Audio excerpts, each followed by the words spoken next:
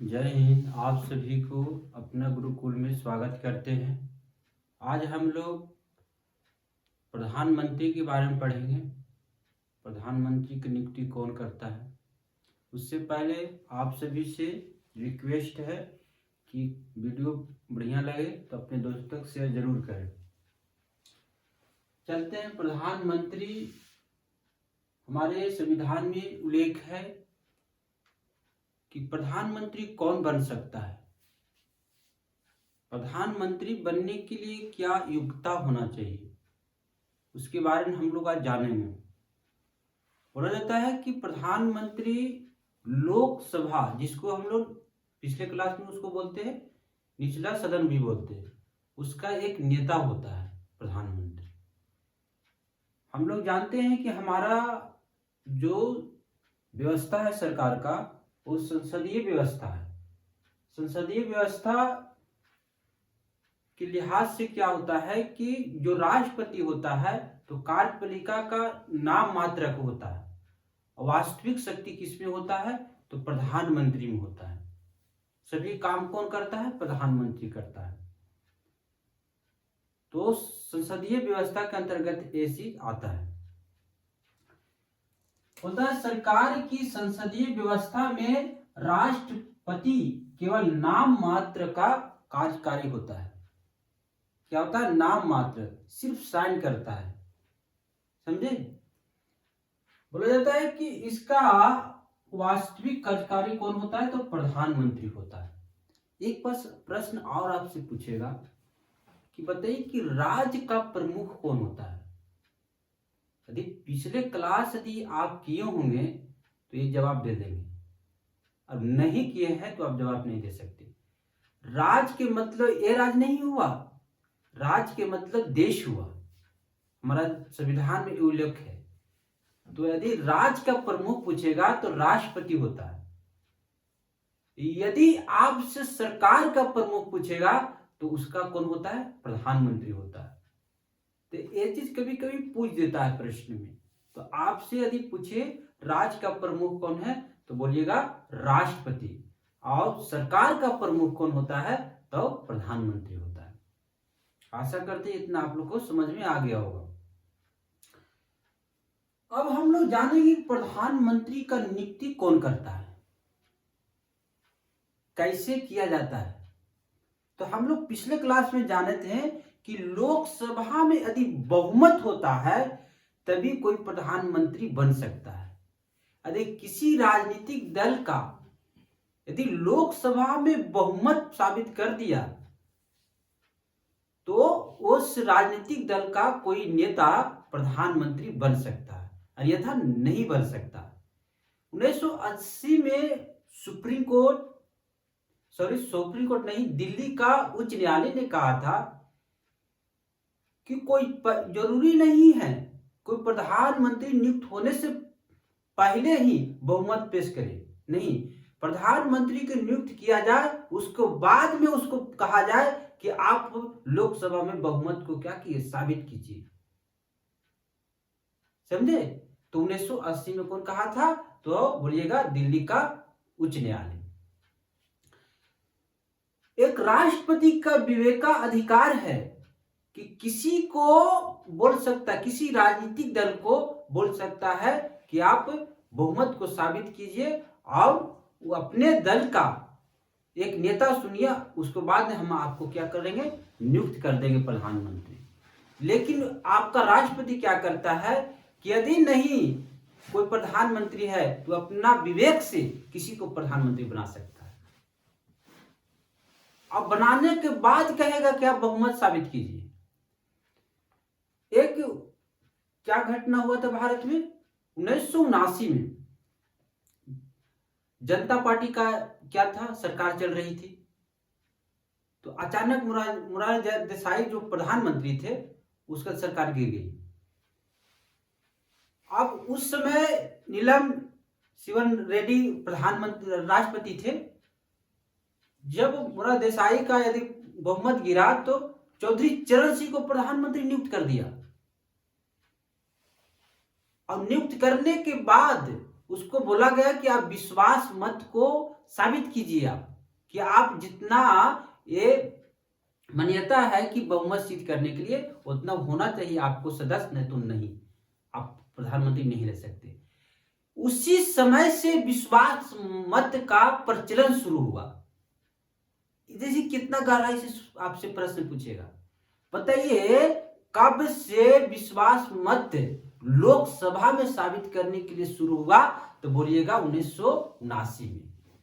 आपसे प्रश्न पूछेगा कि कौन सा प्रधानमंत्री था जो लोकसभा में कभी नहीं गया हो? तो चौधरी चरण सिंह। जब बहुमत साबित करने के लिए आया समय, तो उसका बहुमत नहीं था सरकार के लिए। फिर 1980 में चुनाव हुआ, उसको बाद में इंदिरा गांधी प्रधानमंत्री बनी।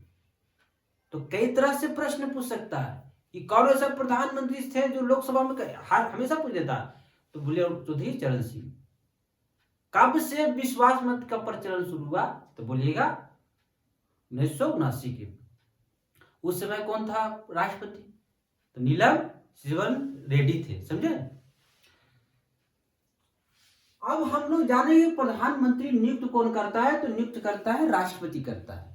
अनुच्छेद कितने के तहत? तो बोलिएगा अनुच्छेद 75 के तहत।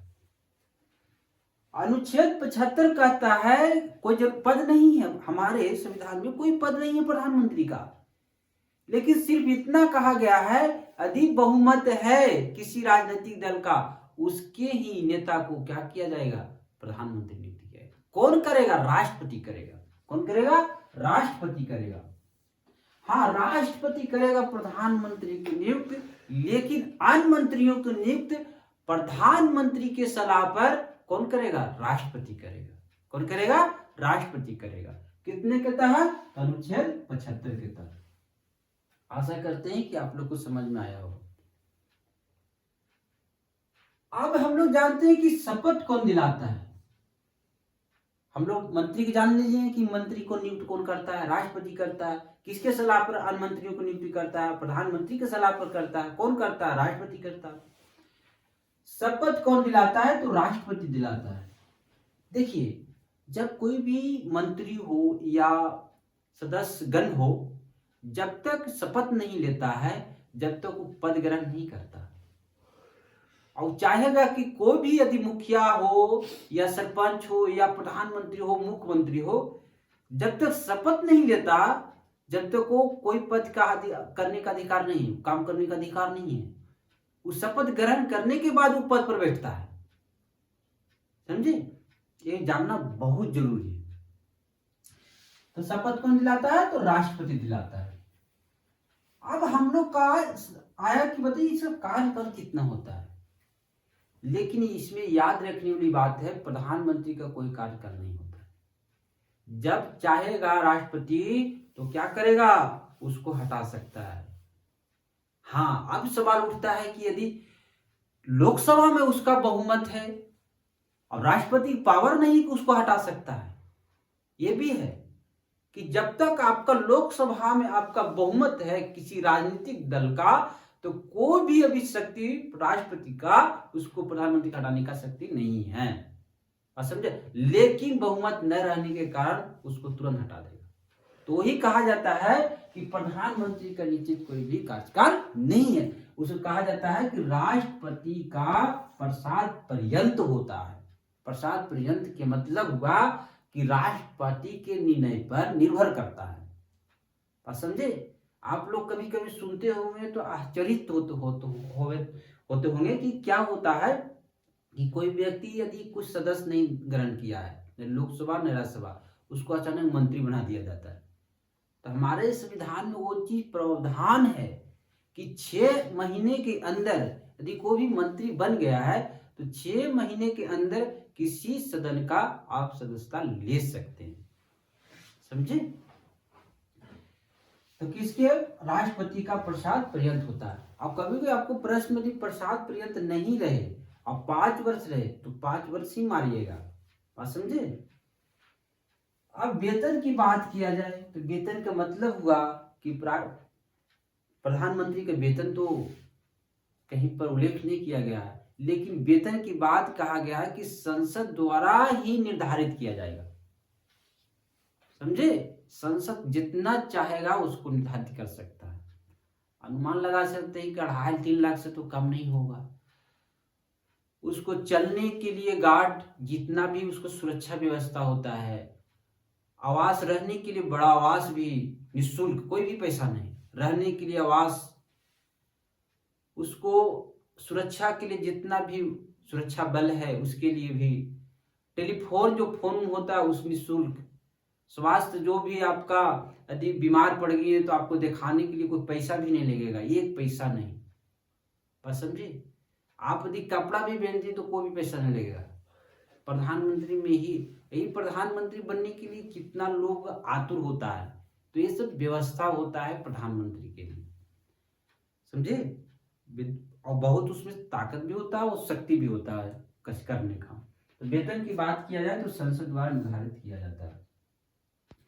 अब हम लोग प्रधानमंत्री की शक्तियों के बारे में जानेंगे कि उसका शक्ति क्या होता है, कहाँ पर यूज करता है, कितना बड़ी भूमिका होता है इसका प्रधानमंत्री का। शक्ति से अनुमान लगाया जा सकता है कि प्रधानमंत्री का जो पद होता है कि कितना महत्वपूर्ण होता है। तो हम लोग पहले मंत्रिपरिषद के संबंध में शक्ति जान लेते हैं। अनुच्छेद 74 में कहा गया है कि मंत्रिपरिषद होगा, किसके लिए होगा? तो राष्ट्रपति के लिए होगा, राष्ट्रपति को सलाह देगा। ये भी कहा गया है कि राष्ट्रपति वैसा भी काम नहीं कर सकता है कि मंत्रिपरिषद सलाह न दिया हो। जब तक सलाह नहीं देगा राष्ट्रपति को, जब तक राष्ट्रपति कोई काम नहीं कर सकता। तो बताइए किस अनुच्छेद में, बताइए, मंत्रिपरिषद का उल्लेख है? तो बोलिएगा अनुच्छेद 74 में। अब प्रधानमंत्री की बात हम लोग चल रहा है हम लोग का। तो प्रधानमंत्री को बताया कि मंत्रिपरिषद का एक अध्यक्ष होता है। और हम लोग वो क्लास में, पिछले क्लास में जब पढ़ रहे थे मुख्यमंत्री की पद के बारे में, तो उसमें हम डिटेल बताए कि मंत्रिपरिषद में कौन कौन सा मंत्री होता है। थोड़ा सा ये भी इसमें भी बता देते हैं। जैसे मंत्रिपरिषद में कई तरह का आपका मंत्री होता है, समझे? एक कैबिनेट मंत्री होता है, कैबिनेट मंत्री होता है। एक होता है आपका क्या, तो बोलिएगा राज मंत्री होता है। राज मंत्री बने एक प्रभारी कार्यकारी मंत्री होता है, और फिर उसके बाद उप मंत्री होता है, समझे? तो सबसे महत्वपूर्ण कैबिनेट मंत्री होता है। सब डिसीजन कैबिनेट मंत्री में लिया जाता है, और जितना भी मंत्रीगण आपका राज मंत्री है, अन्य मंत्री है, उसको सब सहायता करता है कैबिनेट मंत्री को। और समझे किसमें रहता है? तो मंत्री परिषद में। किसमें? मंत्री परिषद में। तो मंत्री परिषद का अध्यक्षता कौन करता है? तो बोलिएगा प्रधानमंत्री करता है। जो भी निर्णय लेता है तो प्रधानमंत्री ही डिसीजन करते हैं। और समझे? प्रधानमंत्री जो भी कहेंगे वो सब अन्य मंत्री सुनेंगे। समझे?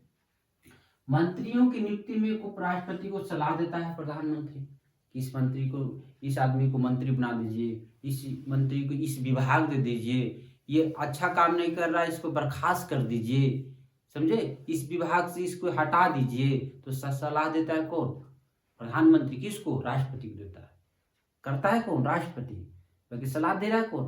प्रधानमंत्री। तो सबसे शक्ति किस में ज्यादा हुआ? प्रधानमंत्री में। किसी अपना आदमी को बना सकता है मंत्री। मंत्रियों के विभिन्न मंत्रालयों का आवंटन भी करवाता है कौन? तो बोलिएगा का प्रधानमंत्री। यदि कोई काम अच्छा काम नहीं कर रहा उसको बर्खास्त भी कर सकता है, कुछ भी नहीं कर सकते हैं आप। ये रहा है आपका मंत्रिपरिषद से संबंधित शक्ति। तो मेनली क्या करता है? मंत्रिपरिषद का अध्यक्षता करता है। अब आते हैं राष्ट्रपति के संबंध में इसका शक्ति क्या है। प्रधानमंत्री क्या करता है? राष्ट्रपति और मंत्रिपरिषद के बीच में एक मुख्य कड़ी के रूप में काम करता है, सूचना पहुंचाता है। जैसे मान लेते राष्ट्रपति है, मंत्रिपरिषद में क्या डिसीजन लिया गया नहीं लिया गया, उसको सूचना कौन पहुंचाएगा? तो पहुंचाएगा कौन? प्रधानमंत्री पहुंचाएगा। उसका कर्तव्य है। तो अनुच्छेद कितने के तहत? 78 के तहत। अनुच्छेद 78 के तहत कहा गया है कि प्रधानमंत्री जो भी काम करे राष्ट्रपति तो जरूर सूचित करे, अनिवार्य है। आप क्या कर रहे हैं नहीं कर रहे हम जानेंगे ना। राष्ट्रपति का क्या अभी जाने कि राज्य का प्रमुख होता है, भले कोई काम नहीं करता व्यक्ति सूचना तो प्राप्त करेगा ना। तो बोला गया है क्या, सूचना कौन पहुंचाएगा, प्रधानमंत्री। यदि कोई ऐसा मंत्री है बिना मंत्री परिषद के डिस्कस के बिना वो डिसीजन ले लिया हो, अपने मन से ले लिया हो, तुरंत राष्ट्रपति कहेगा कि जो डिसीजन लिया है उसको मंत्री परिषद में उसको रखवाइए और उस पर चर्चा करवाइए। कौन कर सकता है, तो राष्ट्रपति। कभी भी उससे सूचना मांग सकता है, कौन, राष्ट्रपति मांग सकता है, समझे। और कई तरह के कोई ऐसा भी होता है जो किसी को नियुक्ति करना है तो उसमें सलाह देता है, कौन, प्रधानमंत्री। जैसे महान्यायवादी, महान्यायवादी जो होता है, एक समझिए, मान लेते सरकार का एक वकील होता है, समझिए, केस लड़ने के काम करता है। तो महान्यायवादी का नियुक्ति कौन करता है, तो राष्ट्रपति। किसके सलाह पर, तो बोलिएगा प्रधानमंत्री की सलाह पर। महानियंत्रक, महालेखा परीक्षक, समझे, ये सबसे बड़ा पद होता है, लेकिन इसका नियुक्ति राष्ट्रपति करेगा, किसके सलाह पर, प्रधानमंत्री की सलाह। आप फिर सुनिए, जब सब प्रधानमंत्री की सलाह पर काम हो रहा है, जिस पार्टी की यदि सरकार बनेगी, बताइए उसी पार्टी का आसपास में सब आदमी रहेगा कि नहीं रहेगा।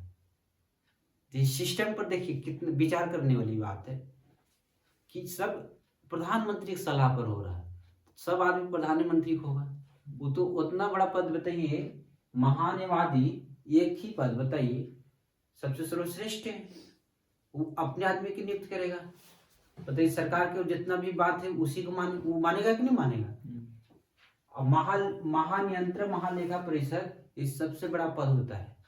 सरकार कहाँ कहाँ खर्च करती है, कहीं तो भ्रष्टाचार तो नहीं कर रही, कहीं पर ज्यादा खर्च तो नहीं कर रही है, कहीं पैसा को हड़प तो नहीं लिया है, जांचने का काम करता है महानियंत्रक, महालेखा। बताइए अब नियुक्त कौन कर रहा है, राष्ट्रपति। किसके सलाह, प्रधानमंत्री। बताइए कितना निष्पक्ष रूप से करेगा, लेकिन करना ही पड़ता है, करना ही पड़ता है। संघ लोक सेवा आयोग, जिसको हम लोग यूपीएससी बोलते हैं, उसका अध्यक्ष और उसके सदस्यों का कौन करता है नियुक्त, तो बोलिएगा राष्ट्रपति। किसके सलाह पर, प्रधानमंत्री की सलाह। देखिए संघ लोक सेवा आयोग का अध्यक्ष है, इसमें क्या है, यदि कोई आदमी अध्यक्ष बन जाता है ना, तो दोबारा कोई नौकरी में उसको जाना ही नहीं है, कोई नौकरी लायक रहबे करता है। यदि आप यूपीएससी का एक बार अध्यक्ष बन गए, न कोई सरकार विभाग में काम कर सकते हैं, न कोई पद पर रह सकते हैं, इसमें कहा गया। लेकिन अगले क्लास में हम बताएंगे इसके बारे में पूर्ण रूप से। अब हम लोग जानेंगे संसद के संबंध में क्या प्रधानमंत्री की भूमिका होता है। तो हम लोग जाने कि प्रधानमंत्री निचले सदन का क्या होता है, नेता होता है, हम लोग जाने। अब इसमें कहा गया है कि राष्ट्रपति को संसद का जो आपका सत्र होता है, आहूति वो करना हो या सत्रावसान करना हो, तो सब कौन किसके परामर्श पर करता है, तो बोलिएगा आपका प्रधानमंत्री के परामर्श पर करता है। तो कौन करता है, राष्ट्रपति करता है। तो इसमें याद रखने वाली है, इसमें सत्रावसान है और सत्राहूत कौन करता है, राष्ट्रपति। किसके सलाह पर, तो प्रधानमंत्री के सलाह पर करता है। फिर किसी समय लोकसभा को क्या कर सकता है, विघटित करने की सिफारिश। यदि प्रधानमंत्री करेगा लोकसभा को विघटित कर दीजिए, तो राष्ट्रपति कर देगा, समझे। यदि ऐसा हो गया कि यदि प्रधानमंत्री की अचानक मृत्यु हो गया, समझे, तो मृत्यु होने के बाद क्या होता है कि मंत्रिपरिषद अपने आप विघटित हो जाता है, इसमें एक खासियत होता है। उस समय हुआ था 1994 में, जब इंदिरा गांधी का मृत्यु हुआ था, मृत्यु उसको नहीं कैसे हत्या हुई थी, तो उस समय क्या हुआ, पूरे मंत्रिपरिषद विघटित हो गया। तो नए सिरे से उसको फिर मंत्रिपरिषद को बनाया गया और प्रधानमंत्री की नियुक्त किया था राजीव गांधी को, उसका ही क्या थे, पुत्र थे। विघटित करने के लिए कौन कर सकता है, तो प्रधानमंत्री, लोकसभा को विघटित। अब कोई भी ऐसा सरकार को कोई भी नीति है तो कहाँ रख सकता है, तो सभा के पटल पर। सरकार में कौन कौन सी नीति चल रही है, पूरे भारत में कौन कौन सी नीति चल रही है ना, मतलब योजना, तो उसका सब प्रधानमंत्री की जानकारी है, समझे। वो सब जान रहा है कि कौन सा, मान लेते हैं कि प्रधानमंत्री किसान संपदा योजना, भले आप नहीं जान रहे हैं, क्योंकि प्रधानमंत्री सब जान रहे हैं। और वो चीज कहना पड़ता है सभा में, सदन में कहना पड़ता है कि ये नीति हम लाए हैं, ये योजना लाए हैं, ये योजना से लाभ हो रहा है, इस योजना से इतना लोगों को क्या होगा, कल्याणकारी होगा। तो ये सब कौन रखता है? तो बोलिएगा प्रधानमंत्री होगा। प्रधानमंत्री सब घोषणा करता है। अब हम लोग अन्य शक्तियों के बारे में जानेंगे। अन्य शक्ति क्या क्या होता है, कुछ प्रमुख बात इसमें रहता है। होता है कि नीति आयोग, हम लोग पिछले क्लास में नीति आयोग के बारे में पढ़े थे। तो नीति आयोग का अध्यक्ष होते हैं प्रधानमंत्री ही होते हैं, यही सबसे लीड करते हैं। आपसे प्रश्न करेंगे नीति आयोग कब आया था? तो 1 जनवरी 2015 में आया था। राष्ट्रीय एकता परिषद होता है, उसका भी अध्यक्ष प्रधानमंत्री होता है। एक अंतरराज्यीय परिषद होता है, उसका भी अध्यक्ष कभी कभी पूछ देता है, अंतरराज्यीय परिषद का बताइए अध्यक्ष कौन होता है? तो बोलिएगा प्रधानमंत्री। राष्ट्रीय जल संसाधन परिषद, राष्ट्रीय जल संसाधन परिषद का अध्यक्ष कौन होता है? तो बोलिएगा प्रधानमंत्री। तो ये सब का बड़ी भूमिका निभाता है अध्यक्ष के रूप में, समझे। फिर राष्ट्र की विदेशी नीति है, जो राष्ट्र का विदेश नीति है उसका मूर्त रूप देने में सबसे बड़ा भूमिका निभाता है। अभी हाल ही में रशिया का क्या राष्ट्रपति आए। जो भी विदेश नीति होता है ना, तो उस प्रधानमंत्री पर निर्भर करता है, समझे। जितना प्रधानमंत्री नरेंद्र मोदी विदेश की यात्रा करते हैं, आज तक तो उतना कोई भी प्रधानमंत्री यात्रा नहीं की है। लेकिन हाँ, भारत की छवि को एक अच्छा परिदृश्य देने में बहुत बड़ा भूमिका निभाया है, समझे। आज जो भी देखता है भारत को, तो एक समझिए कि बहुत आशा के साथ देखता है। और कई बार अपने पड़ोसी हो या साउथ अफ्रीका हो या अफ्रीका देश हो, सभी का आवाज को एक अंतर्राष्ट्रीय मंच पर रखने का बहुत बड़ा भूमिका निभाता है, समझे। कि खुद अपने रशिया का राष्ट्रपति खुद ही कहे, समझे। तो ये सब जानना बहुत जरूरी है अपना देश के बारे में। तो बताइए, राष्ट्र के विदेश नीति पर किस पर निर्भर करता है? तो प्रधानमंत्री पर निर्भर करता है। सरकार का एक मुख्य प्रवक्ता होता है, समझे। सरकार का क्या होता है? मुख्य प्रवक्ता होता है। और इसमें क्या होता है ना, कि जो भी आप प्रधानमंत्री की एक राष्ट्र स्तर पर नेता भी हम लोग जानते हैं, नेता भी होता है भी, तो सभी राज्य के जितना भी जनता है सभी से मिलने के भी काम करता है, क्योंकि देश का नेता है। तो आपसे पूछेगा प्रश्न कि देश का नेता कौन होता है? तो बोले प्रधानमंत्री। प्रधानमंत्री नेता है तो सभी से मिलेंगे, सभी राज्य से मिलेंगे, सभी जनता से मिलेंगे, तो मिलने का काम करता है। यदि आपातकाल लग गया तो आपातकाल उस समय लग जाता है, तो आपात प्रबंधन का खुद ही प्रमुख हो जाते हैं और खुद ही लीड करते हैं, समझे। फिर बोला जाता है सत्ताधारी दल का नेता होता है। सत्ताधारी का नेता भारत का नेता होवे करता है। फिर सत्ताधारी होता है, जो जिस सत्ता में रहता है उसका नेता होता है, उसी का बात चलता है। एक प्रधानमंत्री का शक्ति हुआ, समझे। आप बताइए कि उस शक्ति का संचालन करने के लिए कहाँ उल्लेख किया गया है संविधान में? तो बोलिएगा अनुच्छेद 77 में कहा गया है कि भारत सरकार द्वारा कार्य को क्या किया गया, संचालित किया जाएगा। जितना भी सब शक्ति दिया गया है उसको काम तो करना है, तो काम करने के लिए शक्ति होनी चाहिए। शक्ति कहाँ उल्लेख किया गया? तो अनुच्छेद कितना 77 में किया गया है। तो प्रश्न आपसे पूछेगा कि बताइए, भारत के प्रधानमंत्री मंत्रिपरिषद से राष्ट्रपति तक सूचना पहुंचाने की शक्ति किस अनुच्छेद में उल्लेख किया गया है? तो अनुच्छेद 78 में, ठीक है ना। और कहेगा मंत्रिपरिषद का गठन, तो अनुच्छेद 74 में। बताइए, मंत्री और प्रधानमंत्री का नियुक्ति किस अनुच्छेद के तहत होता है? 75 के तहत। बताइए कि राष्ट्रपति प्रधानमंत्री को क्या कराता है? शपथ। और नियुक्त भी कौन करता है? राष्ट्रपति करता है। बात समझे। तो आशा करते हैं कि आप लोग इतना समझ में आया होगा। और यदि इसमें से यदि आप लोग को ना भी समझ में आया, 1-2 बार देखिए, स्क्रीनशॉट लीजिए, इसको बाद में कहीं भी आप काम करने जाते हैं तो उसको 1 बार 2 बार इसको करके देखिए। अरे मनन कीजिए। मनन के मतलब सोचते रहिए उसके बारे में कि प्रधानमंत्री कौन थे, आपसे अभी एक प्रश्न करते हैं, प्रथम प्रधानमंत्री कौन थे? यदि आप जानते हैं तो कमेंट सेशन में जरूर आप कमेंट कीजिएगा। जय हिंद। इस गुरुकुल से जुड़ने के लिए धन्यवाद, शुक्रिया।